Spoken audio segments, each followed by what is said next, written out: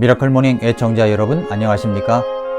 여러분은 누구를 만나서 영향을 많이 받고 있습니까? 누구를 만납니까? 누구를 만나느냐에 따라서 우리가 영향을 받는 것이 달라진다는 것 아십니까? 5월 5일 날 저는 아내와 함께 근교에 있는 나들이를 갔습니다. 나들이라고 해봤자 저는 카페에 가서 아내와 함께 조용히 책을 읽는 것입니다. 근처 한 20분 거리에 서중에 있는 테라로사에 갔습니다. 그러면서 거기에서 귀한 만남을 가졌으면 좋겠다라고 생각이 들어서 그 만남을 갖기로 결정을 했습니다. 그분은 누구를 만났냐면 바로 베조스를 만나기로 했습니다. 베조스를 오늘 하루 나의 코치로 삼아 지내야 되겠다라고 생각이 들어서 제프 베조스를 만나기로 했습니다. 제프 베조스가 누구입니까? 이분은 아마존 회장입니다. 빌 게이츠보다 돈이 더 많은 사람입니다. 세계 제1의 갑부입니다. 마이클 하야트는 말하기를 마이클 하야트는 20년간 2억 5천만 달러 규모의 출판사 회장 겸 CEO이기도 한 사람입니다. 이 사람이 말하기를 뭐라고 얘기했냐면은 사람들이 비즈니스에서 빠르게 수익을 내기 위한 필요한 조치가 무엇이냐고 묻는다면 나는 서슴없이 코치를 구하라 라고 대답을 하겠다고 말했습니다. 어떤 사람이 좋은 코치일까요? 좋은 코치는 나보다 더 멀리 나아갔고 나보다 더 많은 것을 보았고 나보다 더 흥미로운 방식으로 실패를 했고 나보다 더 힘든 도전을 하여서 극복한 사람을 말합니다. 이 마이클 하야트가 말하기를 내가 그런 사람을 한 사람 소개한다면 바로 아마존의 베조스 회장이다라고 말하겠다고 했습니다. 그 베조스 회장, 이분을 오늘 하루 내가 코치로 삼고서 지내야 되겠다라고 생각을 해서 하루 종일 그분을 생각하면서 코치로 삼아 지냈습니다. 베조스 회장이 주주서한을 보낼 때마다 꼭 첫 번째 편지를 보냈던, 첫 번째 서신을 보냈던 그 서한을 첨부 파일을 넣어서 꼭 보내곤 합니다. 첫 번째 주주서한에 가장 중요한 단어가 있는데 그것은 바로 데이 원이라고 하는 단어입니다. 데이 원 마인드로 나는 회사를 경영하고 있다 라고 하는 것을 이 주주들에게 알리곤 하였습니다. 그 데이 원의 단어, 이 데이 원이냐 데이 투냐 여기에서 굉장한 인사이트가 있는데 이것에 대해서는 제가 다음번에 여러분들에게 한번 말씀을 드릴 기회로 삼겠습니다. 그럼 베조스 회장을 어떻게 만나느냐?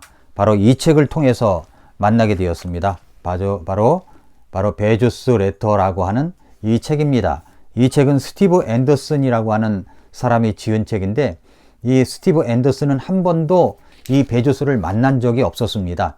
그럼에도 불구하고 주주서한을 보낸 것을 분석한 결과 14가지 성장 원칙을 뽑아내서 그래서 정말 빠르게 성장하기 원하는 사람이 있다면 여기 아마존의 베조스 회장처럼 14가지 성장 전략을 가지고 임해라 라고 하는 것들 14가지 성장 원칙을 여기에 제시한 책입니다. 그러니까 아주 놀라운 사람들 아닙니까? 이런 분들의 도움을 받아서 이 책이 18,500원인데 18,500원을 가지고 이 베조스 회장을 만났습니다. 저는 오늘 여러분과 여러분의 자녀들에게 누구를 만나게 하느냐에 따라서 우리의 인생의 영향이 달라진다는 것을 말씀드리고 싶습니다. 우리 아이들이 만나는 어떤 사람, 어떤 인물, 그 사람이 여러분의 아이의 미래의 인생을 바꿔놓을 것입니다. 우리 아이들에게 영향을 줄 인물들을 만나게 해야 됩니다. 어떤 사람을 만나게 해야 됩니까? 그래서 오늘 저는 살아있는 인물 가운데 근간에 세계적으로 많은 영향력을 끼쳤던 한 인물을 여러분에게 소개해 드리도록 하겠습니다.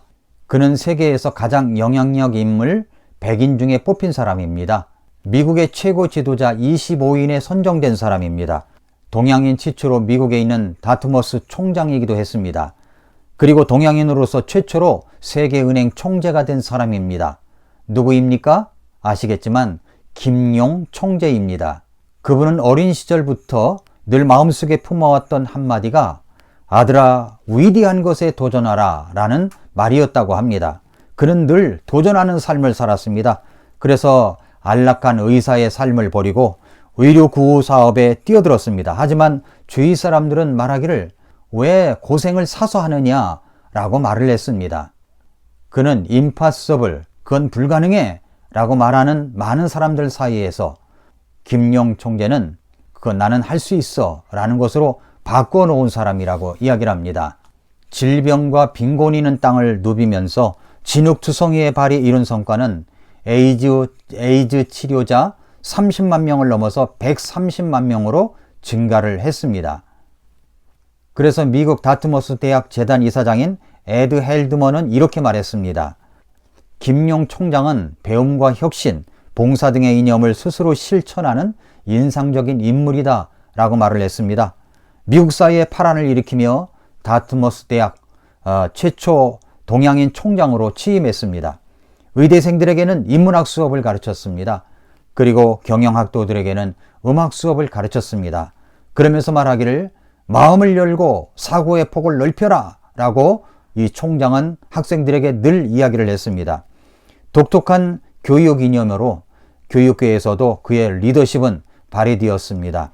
그리고 얼마 안 가서 버락 오바마가 대통령이었을 때 세계은행 총재로 선택하면서 오바마는 이렇게 말했습니다. 세계은행 차기 총재로 김용 총장보다 더 적합한 인물은 없다고 생각합니다. 라고 말할 정도입니다. 개발도상국에 자금을 지원하는 세계은행은 IMF, WTO와 함께 세계 3대 국제경제기구 중에 하나입니다. 그는 세계은행 12대 총재로 취임했습니다. 최고의 자리에서도 그는 계속되는 도전을 이렇게 말했습니다. 저는 제 자신에게 세상에 대한 내 책임이 무엇인지 계속 물었습니다. 가장 힘들고 불가능한 일을 찾아 나갔었죠. 세상을 바꾸려는 열망을 가지십시다. 이렇게 이야기를 했습니다. 그는 교육 전문가로서 21세기에는 이런 것을 갖추어야 된다고 말했습니다. 무엇을 되기 위해서가 아니라 무엇을 하는 사람이 되어야 된다. 뭔가 큰 일을 하기 위해서는 자신을 준비하는 사람이 되어야 한다. 라고 말했습니다. 그렇다면 어떻게 이 김용 총재는 그렇게 남을 돕는 사람이 될 수가 있었을까요? 그렇게 황금률을 실천하는 사람이 될 수가 있었을까요? 저는 이 점을 여러분들에게 이야기하고 싶습니다. 그는 어떤 영향을 받았길래 남들을 향한 책임을 다하는 사람이 될 수가 있었을까요? 저는 이 이야기를 여러분과 여러분의 자녀들과 그리고 손자 손녀들에게 꼭 들려주고 싶은 내용입니다. 그는 1959년 서울에서 태어났습니다. 돼지띠네요. 5살 때 미국으로 부모님을 따라 이민을 갔습니다. 그는 머스카틴 고등학교의 전교회장을 했고 수석으로 졸업을 했습니다. 브라운 대학에서 인문학을 공부하고 그리고 하버드 대학에 진학해서 의학 박사, 인류학 박사 학위를 받았으며 하버드 의대 교수를 지냈습니다. 김용의 아버지는 고향이 북한입니다. 6.25 사변 때 17살의 나이로 혼자 월남하였고 서울대 치대를 졸업한 후 그 후에 뉴욕으로 떠났고 아내와 만나게 되었습니다. 김용의 어머니는 어렸을 때부터 퇴계 선생님의 이야기를 늘 들려주었다고 합니다. 그리고 마틴 루터 킹 목사님의 이야기를 들려주었고요. 늘 귀에 못이 박히도록 해준 말이 있었습니다. 타인을 존중하고 배려하거라. 타인을 존중하고 배려하거라. 이 말이었습니다. 김용의 어머니는 경기 여고를 수석으로 졸업했고 그리고 미국의 아이오와 대학에서 퇴계 이황 연구로 철학 박사 학위를 받은 분입니다. 김용은 자수성가형 아버지에게 삶의 현실을 배웠고 철학자 어머니에게 깊은 사랑을 체험하며 자랐습니다. 퇴계 이황을 통해서 자연스럽게 인문학 교육을 받았습니다. 어렸을 때부터 듣고 생각했던 인문학적 사고와 질문은 이런 것이었습니다. 과연 인류의 현안은 무엇인가? 이 세계를 위한 나의 책임은 무엇이고 나는 무엇을 해야 하는가? 이런 질문을 갖게 되었습니다. 그렇게 하여 하버드 의대 시절 친구였던 폴 파머와 함께 국제 봉사 조직을 설립해서 의료구호 활동을 벌였고 그 공로를 인정받아 세계보건기구 에이즈국 국장을 맡게 되었습니다. 2005년에는 US 뉴스 앤드 월드 리포트가 선정한 미국의 최고 지도자 25인에 뽑혔고 2006년에는 타임이 선정한 세계에서 가장 영향력 있는 100인에 뽑혔습니다. 2009년에는 아시아계 최초로 미국 아이비리그 중 하나인 다트머스 대학의 총장이 되었고 2012년에는 동양인 최초로 세계은행 총재가 되었습니다.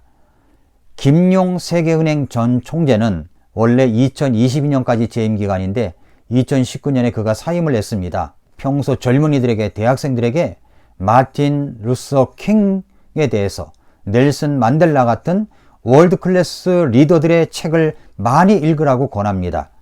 이들의 생각하는 방식, 문제를 대하는 태도 등을 통해서 진정한 리더십을 배울 수 있으니까 그런 월드 클래스 리더들을 많이 보고 읽으라고 권하고 있습니다. 누구를 만나느냐에 따라서 그의 인생이 달라지기 때문입니다. 우리들도 마찬가지입니다. 내가 가까이 하고 있는 사람, 내가 가까이 하고 있는 책을 통해서 그 사람의 인생의 영향을 받습니다. 김용 총장이 다트머스 대학 총장으로 부임하여 첫날부터 학생들에게 말한 말이 있습니다. 세계의 문제가 곧 당신의 문제다. 날마다 진솔하게 이 이야기를 학생들에게 이야기합니다. 세계의 문제가 바로 너의 문제다라고 말입니다. 그는 매일 아침 일어나서 우리는 가난이 없는 세상을 꿈꾼다 라는 글귀가 적혀있는 빌딩을 걸어 들어가는 것을 상상합니다. 그래서 가난을 물리치고 중산층이 되고 하는 것은 너무나 중요한 일이라고 이야기합니다. 김용 총장이 세계은행 총재로 취임할 때 했던 말이 이 말이 있습니다. 나는 무엇이 되느냐에 관심을 두지 않았습니다. 무엇을 해야 하느냐를 늘 생각했습니다. 자, 여기서 우리는 이런 것을 찾아낼 수 있어야 됩니다. 김용 총장은 어릴 적부터 인문학 교육으로 사고가, 이 세계를 향한 사고가 열려져 있는 사람이 되었습니다. 그러므로 우리 자녀들에게 가르쳐야 될 것은 성경 다음으로 바로 인문학 교육입니다. 오늘 본문 말씀 디모데전서 6장 17절부터 19절은 이렇게 말씀하고 있습니다. 이 세상에서 부유한 자들에게 명하여 그들이 마음을 높이지 말고 확실치 않은 재물을 신뢰하지도 말며 오직 살아계신 하나님 곧 우리에게 모든 것을 풍성히 주사 누리게 하시는 분을 신뢰하게 하고 또 선을 행하게 하며 선한 일들에 부유하고 베풀기를 좋아하며 기꺼이 나누어 주게 하라. 또 다가올 때를 대비하여 자기를 위해 좋은 기초를 쌓게 할지니 이것은 그들이 영원한 생명을 붙들게 하려 함이라. 이 말씀입니다. 사도 바울이 디모데에게 마지막으로 주었던 이 말씀을 저는 여러분들과 여러분의 자녀들에게 주고 싶습니다. 첫째로 뭡니까? 저는 우리의 자녀들이 부유한 모습으로 풍성하게 살아갈 수 있기를 진심으로 바랍니다. 둘째로 선한 일에 부유하고 베풀기를 좋아하며 나누어주는 인생을 살 수 있기를 바랍니다. 과연 인류의 현안은 무엇인가?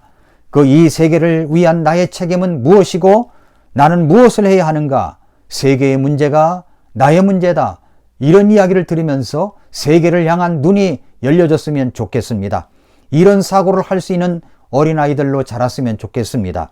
세 번째는 가장 중요한 것은 영원한 생명입니다. 19절에 이야기한 것처럼 또 다가올 때를 대비하여 자기를 위해 좋은 기초를 쌓게 할지니 이것은 그들이 영원한 생명을 붙들게 하려 함이라. 영원한 생명에 포커스를 맞춰야 됩니다.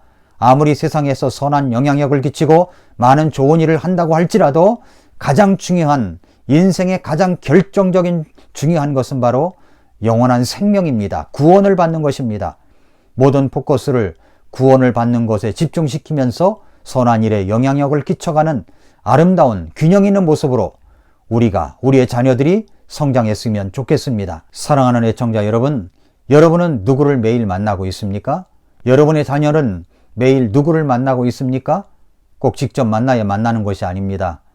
제가 5월 5일 날 만난 것처럼, 배주서를 만난 것처럼 그렇게 책을 통해서, 인문학 교육을 통해서 선한 영향력을 끼쳤던 많은 사람들, 세계를 향해 눈이 열리게 하는 많은 인물들을 만날 수가 있습니다. 우리 아이들에게 성경 교육은 기본이고 인문학 교육을 시키십시오. 책을 읽게 하십시오. 많은 성경 속의 인물들을 만나게 하고 세계 속의 많은 위인들을 만나게 해 주십시오. 그것이 우리 아이를 위한 놀라운 교육이 되어 갈 것입니다. 아침마다 새롭다. 오늘도 미라클 모닝입니다.